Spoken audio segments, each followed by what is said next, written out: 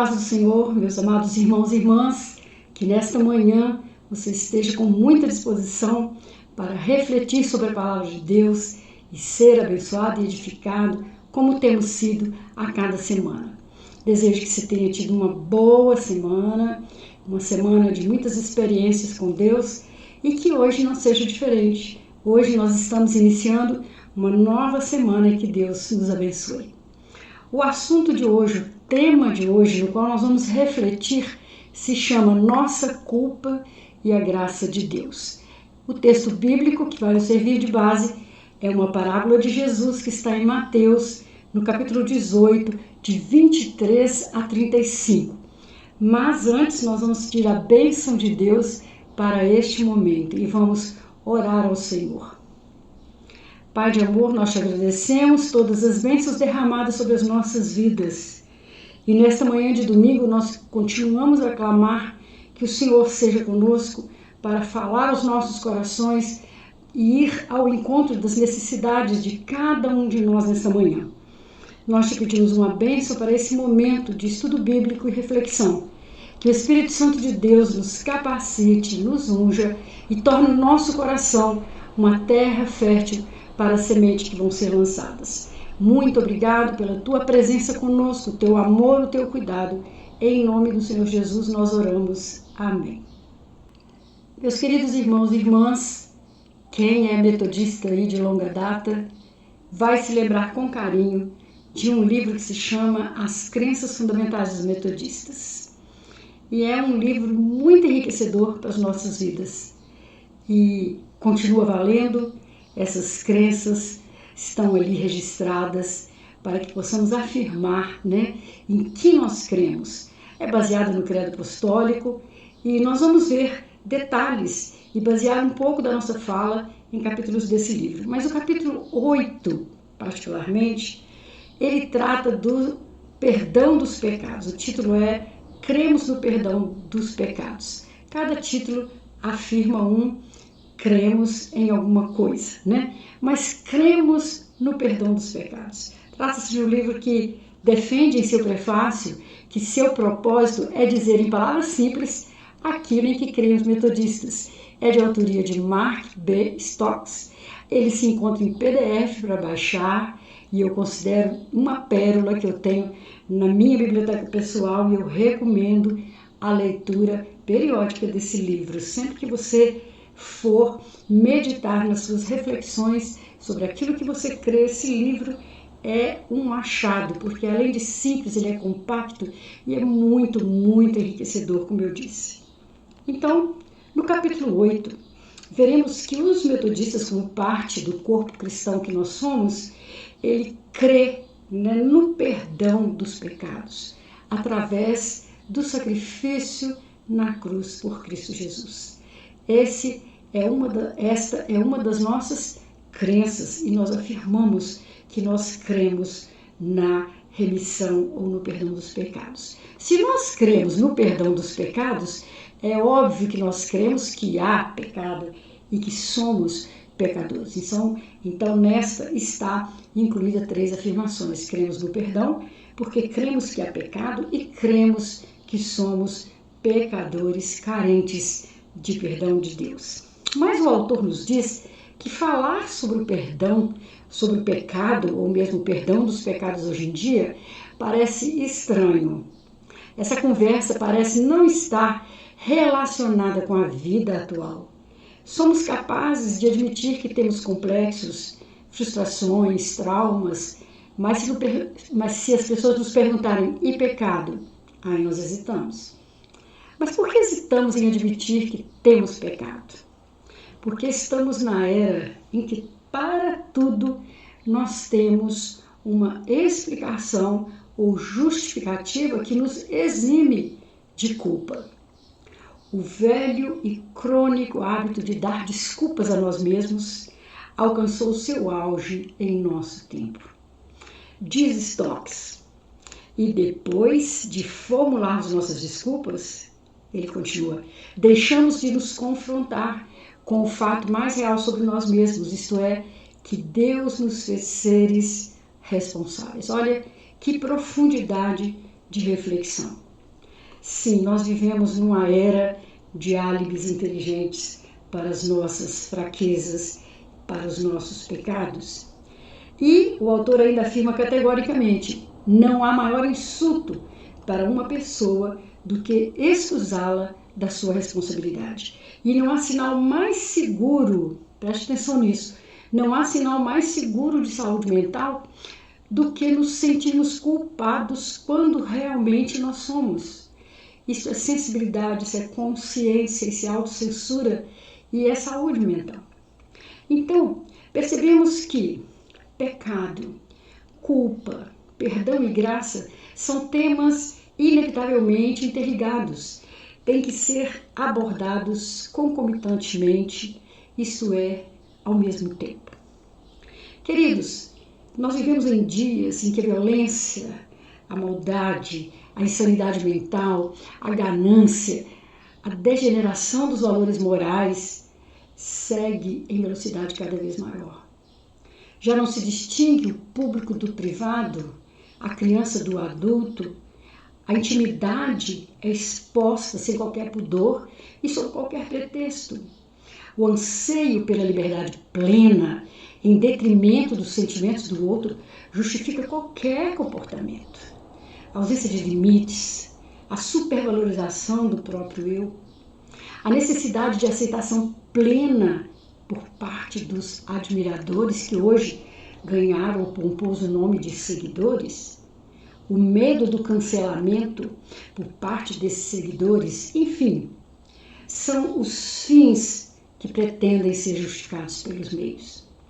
E nessa caminhada insana nós vamos ignorando que nós temos um Deus a quem prestar contas de nossos atos e que somente pela sua graça seremos inocentados dos nossos pecados. Não se para mais para pensar em que estamos errando. Somos levados na avalanche da correria dos tempos e vai se prorrogando, vai se adiando ao exame da consciência ao final de cada dia, o exame da consciência do meu relacionamento com as pessoas e muito mais o exame do nosso espírito em relação ao Senhor. E essa nossa consciência vai ficando, então, o que Paulo chama de cauterizada. Uma superfície que é cauterizada, ela vai ficando insensível. Ela vai perdendo a sensibilidade. Então, a nossa consciência vai ficando cauterizada, insensível, e vamos, como eu disse, justificando ou desculpando nossos pecados, ao invés de reconhecê-los, confessá-los e abandonarmos nossas práticas pecaminosas para sermos perdoados por Deus. Que assunto sensível, que assunto difícil. É para você? Muito mais para mim. Paulo também, nas suas cartas, muitas vezes se dirigiu a si mesmo como o principal dos pecadores.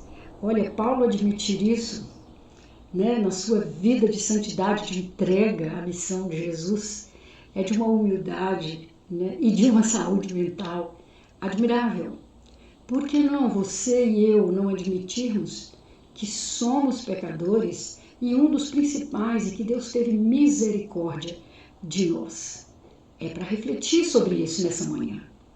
É para pensar, é para abrir o coração, é para tirar as máscaras. Por falar nisso, nós temos uma série de estudos sobre removendo máscaras, baseado num livro do pastor Hernandes Dias Lopes. Eu te aconselho a dar uma visitadinha lá, no canal da Igreja Metodista Canaã. Você vai encontrar uma série de lições sobre isso, muito interessante, que pode te ajudar a refletir sobre essa necessidade de nos desmascararmos, nos desnudarmos diante de Deus e confessarmos aquilo que realmente somos para alcançar o perdão. Você sabe de cor o credo apostólico? Talvez, se você for católico ou estiver vindo da Igreja Católica, você tenha mais facilidade de recitar este credo apostólico do que, de fato, os evangélicos. Nós sabemos pouco sobre ele e muitas vezes não sabemos repetir. Portanto, nessa manhã, eu faço questão de repetir aqui para você o Credo Apostólico. Acompanhe comigo. Creio em Deus Pai Todo-Poderoso, Criador do céu e da terra, e em Jesus Cristo, seu unigênito Filho, nosso Senhor, o qual foi concebido por obra do Espírito Santo.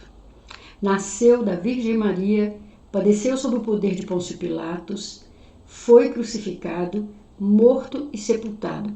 Ao terceiro dia, ressurgiu dos mortos, subiu ao céu e está à direita de Deus Pai Todo-Poderoso, de onde há de vir para julgar os vivos e os mortos. Creio no Espírito Santo, na Santa Igreja de Cristo, na comunhão dos santos, na remissão dos pecados, na ressurreição do corpo e na vida eterna. Amém. O Credo Apostólico, ele foi um instrumento pedagógico desenvolvido pela Igreja Antiga entre os séculos 2 e 7 da nossa era, para resumir o conteúdo central da fé cristã, a fim de ensiná-la aos iniciantes nessa fé e defendê-la das heresias que assolaram a Igreja naquele período. Portanto, os cristãos têm afirmado, como eu destaquei aí no slide do Credo Apostólico, eles têm afirmado crerem em várias coisas e entre elas na remissão dos pecados. O que é então a remissão?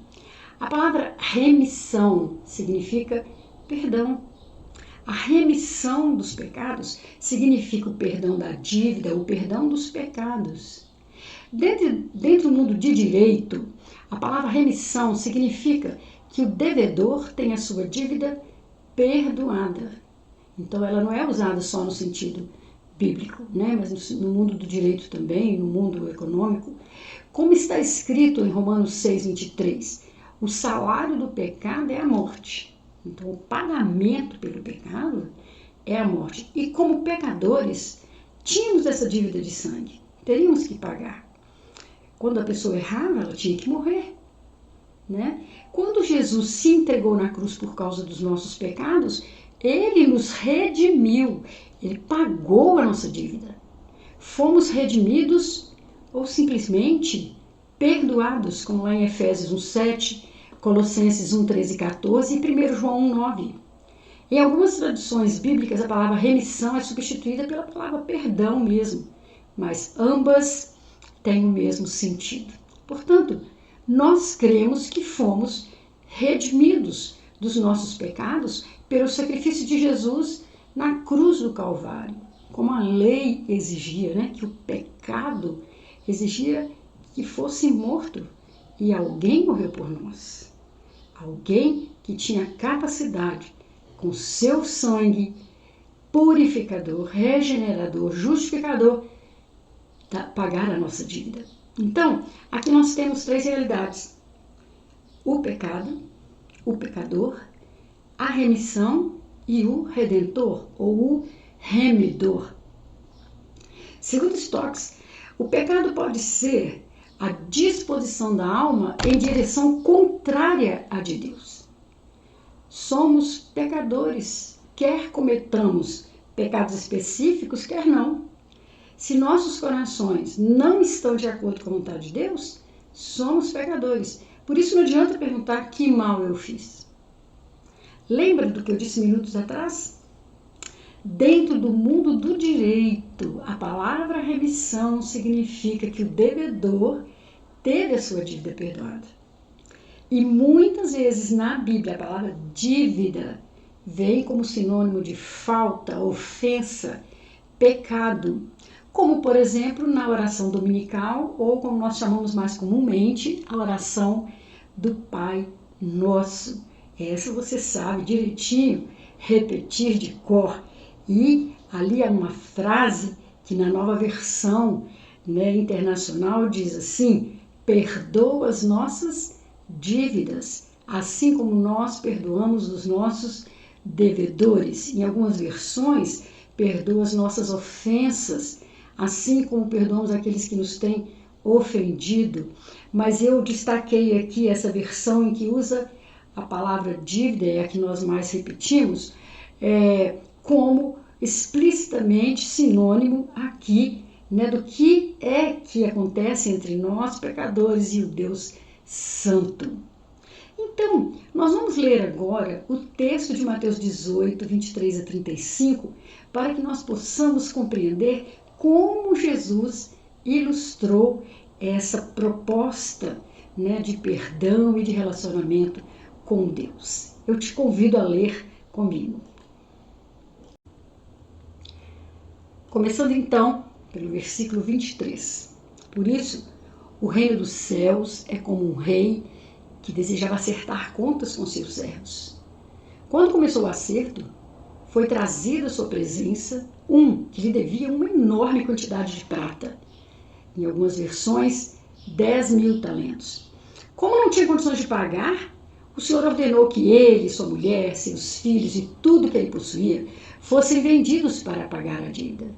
O servo prostrou-se diante dele e lhe implorou: tenha paciência comigo e eu te pagarei tudo. O senhor daquele servo teve compaixão dele, cancelou a dívida e o deixou ir. Mas, quando aquele servo saiu, encontrou um dos seus conservos que lhe devia 100 denários. Agarrou-o e começou a sufocá-lo, dizendo: pague-me o que me deve. Então, o seu conservo caiu de joelhos e implorou-lhe: tenha paciência comigo e eu lhe pagarei. Mas ele não quis. Antes saiu e mandou lançá-lo na prisão até que pagasse a dívida. Quando os outros servos, companheiros dele, viram o que havia acontecido, ficaram muito tristes e foram contar ao seu senhor tudo o que havia acontecido. Então o senhor chamou o servo e disse: servo mau, cancelei toda a sua dívida porque você me implorou. Você não devia ter tido misericórdia do seu conservo como eu tive de você?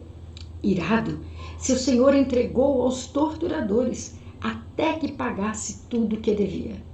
Assim também lhes fará meu Pai Celestial, se cada um de vocês não perdoar de coração a seu irmão. Queridos, havia uma dívida, 10.000 talentos. Talvez por ser um dinheiro da época e nós não termos noção exata de quanto vale isso tudo nos dias de hoje, nós vamos dar uma comparação para você avaliar o tamanho dessa dívida. Jesus citou uma soma realmente elevada e impossível de se resgatar. Os impostos anuais das províncias da Judéia, Samaria, Galiléia e Pérea, somados, eles chegavam a apenas 800 talentos. Olha só, essa soma é anual. 800 talentos. Quanto devia o escravo? 10.000 talentos. Assim também a nossa dívida para com Deus e para com os outros é tão elevada que se torna impossível resgatá-la, isto é, por nós mesmos. Não há nada que possamos vender, penhorar, fazer que pague essa dívida com Deus. Assim como o escravo que recebia um salário de poucos talentos por mês, ele não poderia economizar o suficiente para saldar um débito de 10.000 talentos. O homem, diante do seu senhor, ele não estava pedindo exatamente que perdoasse a sua dívida, mas que dilatasse o tempo para pagar a sua dívida. Na verdade, ele não tinha noção do que estava pedindo. Ele não tinha noção que ainda que ele morresse muito, muito, muito idoso e trabalhasse até o seu último minuto de vida, ainda assim, ele não conseguiria pagar a sua dívida. Já o Senhor tinha clareza dessa impossibilidade. E então, o perdoou totalmente e o libertou, deixou-o ir. Assim, aqui entra o perdão e a graça. O perdão é a remissão da dívida daquele escravo. E a graça é porque o escravo não tinha qualquer merecimento para ter este perdão. O Senhor simplesmente o fez porque quis fazer, por compaixão, por misericórdia e por amor. Agora, aqui entra o segundo momento da história. O segundo momento narrado por Jesus nesta parábola. Este servo, perdoado, leve, sem entender como que aquilo aconteceu, encontra um conservo seu que lhe devia uma quantia incomparavelmente menor, 100 denários. Era uma quantia pagável. esse conservo também suplicou pelo perdão e pediu tempo para pagar-lhe. Mas o servo, ainda que a dívida fosse pagável em determinado prazo, como eu disse, não teve misericórdia e o lançou na prisão. Cortou-lhe, portanto, toda a possibilidade que o conservo pagasse, pois estava preso. O Senhor, ao saber pelos outros conservos de que o perdoado fez ao seu conservo, revê a remissão que ele tinha concedido. Olha aqui o perigo. Ele revê a remissão que tinha concedido. E aqui Jesus traz uma grande lição. No verso 35, ele afirma: assim também lhes fará meu Pai Celestial, se cada um de vocês não perdoar de coração o seu irmão.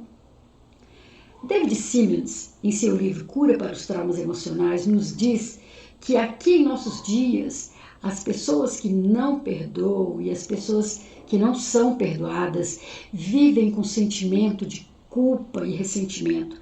Elas vivem numa prisão, onde são torturadas por todo tipo de conflito emocional. Bem, ele continua, fomos criados com a necessidade de graça, de amor, de aceitação. Todos nós temos essa carência, essa necessidade. E uma das definições bíblicas para pecado é violação das leis de Deus. Quando transgredimos uma dessas leis, estamos, num certo sentido, em débito para com elas. E esse princípio da lei de Deus se aplica também com outras pessoas. Temos deveres e débitos uns para com os outros. Muitas vezes, quando nós pecamos contra uma pessoa, nós dizemos, puxa, estou em débito com ela, ou estou em falta para com ela.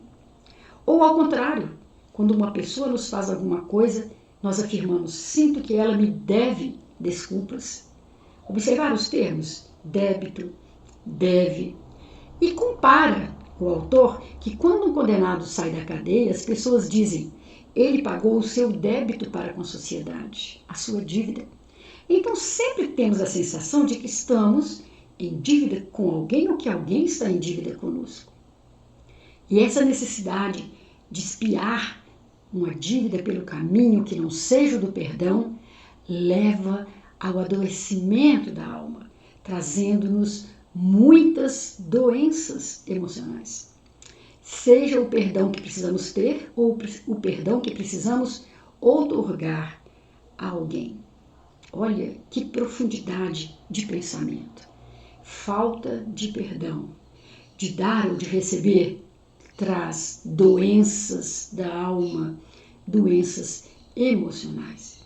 Em Mateus 6,27, o Senhor da parábola cancelou a dívida do servo e o deixou ir, enquanto o servo perdoado tomou seu conservo, mandou lançá-lo na prisão até que pagasse a dívida. Mais tarde, ao saber dessa atitude contraditória, o Senhor também o lança na prisão. Portanto, nós precisamos aprender que temos uma dívida com Deus. Em sua misericórdia, Deus nos perdoou, remindo toda a nossa dívida. Derramou sobre nós a sua graça. Mas muitos, como o servo da parábola, não compreendeu a grandiosidade dessa misericórdia e desse amor, não aprendeu nada da bênção recebida e não foi capaz de estendê-la ao seu conservo. Com isso, ele aprisiona o seu conservo e acaba aprisionado também diante da tamanha ignorância. Queridos, a falta de perdão é a ignorância espiritual que nós temos em relação ao amor de Deus, em relação ao perdão de Deus. Eu achei isso tão interessante da vez que eu preparei esse estudo para ministrar. A falta de perdão é ignorância espiritual. É porque eu não compreendo de fato, eu não entendo, eu não sei calcular, eu não sei sequer imaginar o tamanho do perdão que recebi. Por isso eu não me estendo a outras pessoas. Eu prendo outras pessoas para que me paguem. E esse não é o caminho. Quando que uma pessoa presa vai poder adquirir condições de pagar algo? Nem a pessoa presa fisicamente, nem a pessoa presa emocionalmente, espiritualmente. Nós temos que libertar os nossos devedores através do perdão, para que eles possam ser tocados por Deus, trabalhados por Deus, para adquirir essa capacidade também de não repetir os seus erros, de não ferir mais as pessoas, porque também compreendeu a grandeza do perdão que recebeu de Deus. Isso é maravilhoso, isso é um estudo que traz para nós um alívio ao nosso coração de um Deus tão amoroso, capaz de nos perdoar totalmente. Porque sabe, reconhece que por nós mesmos nós não temos condições de obter este perdão. Não tem a pessoa mais rica do mundo que pudesse obter o perdão dos seus pecados. Nós falamos na época do estudo sobre a reforma, da venda de indulgências, da venda do perdão dos pecados. Quanta ignorância, não é, meus queridos? Quanta ignorância! Não há dinheiro que pague a dívida que o homem, o ser humano, a humanidade tem para com o Senhor. Ela se desviou dos caminhos do Senhor. Ela se desviou dos propósitos que o Senhor tinha para ela. E só há maneira de voltar, reconhecendo que alguém pagou por nós. Quem foi que pagou por nós? Jesus pagou por nós todas as nossas dívidas para com Deus. Quando nós aparecemos diante de Deus, o Senhor Jesus entra em nossa frente como remidor, como redentor da nossa alma e diz: esse daqui está com a dívida cancelada através do sacrifício meu na cruz do Calvário e que ele reconheceu. Oh, glória a Deus! Então, nesta manhã de domingo, eu desejo que nós aprendamos a correlação, a condicionalidade, do perdão e da graça de Deus para nós. Só somos capazes de perdoar aos outros quando realmente nós compreendemos espiritualmente que nossa dívida para com Deus é impagável. E somente por sua graça fomos e somos totalmente perdoados. Por isso, temos a possibilidade espiritual de perdoar quem nos deve. Irmãos, que essas verdades, que essa parábola, que esse ensinamento do Senhor Jesus fale profundamente aos nossos corações.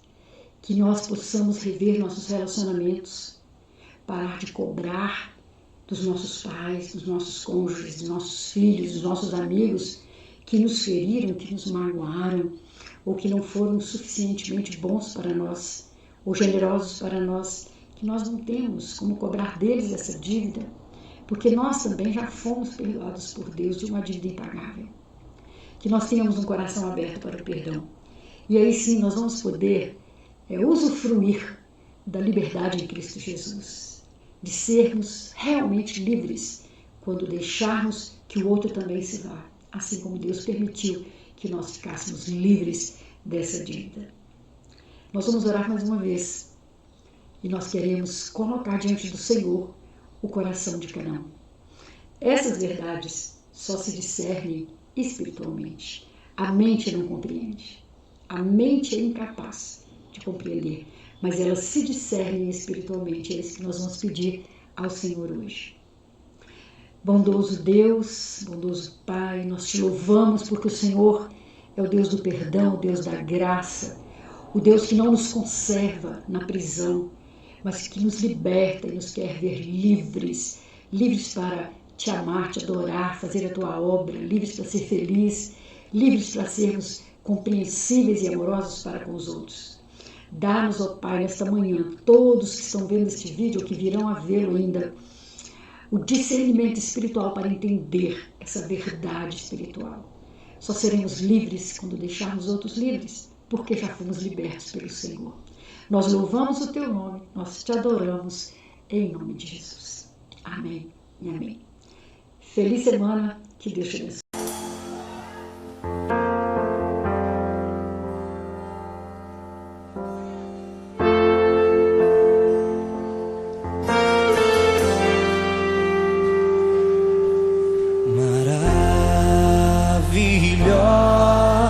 A graça que perdido me encontrou, estando cego Cristo me resgatou.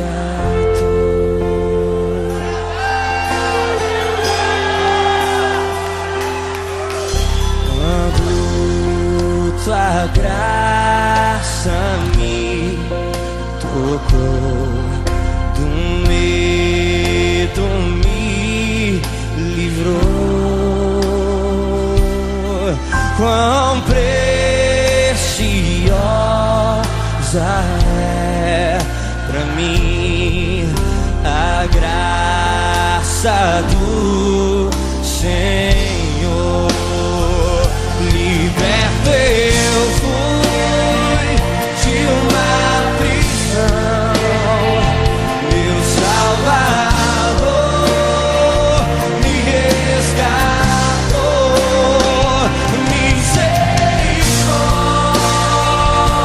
e perdão, eterno amor e redenção.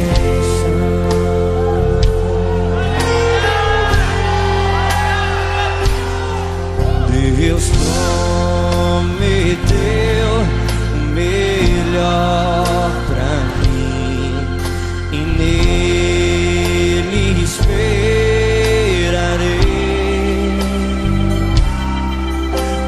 Escudo e força Ele será enquanto eu viver. Liberto eu fui de uma prisão, meu Salvador me resgatou.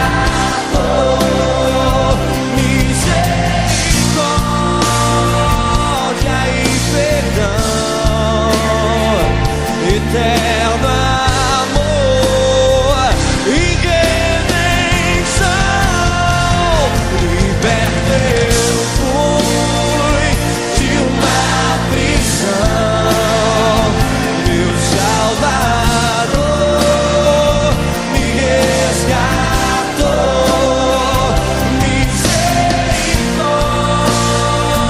Misericórdia e perdão, eterno amor, redenção.